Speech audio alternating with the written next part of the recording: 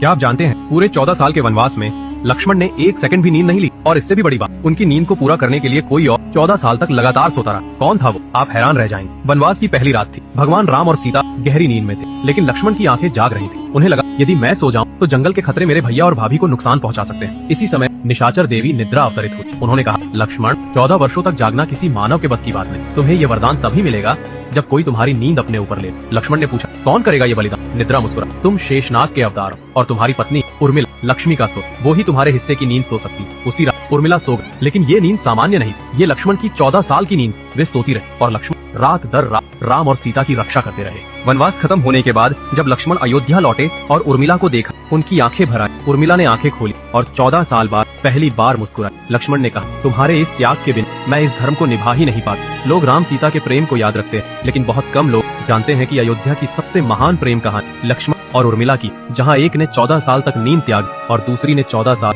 सिर्फ अपने पति के धर्म का साथ देने के लिए सोती रही। ये कहानी हमें सिखाती है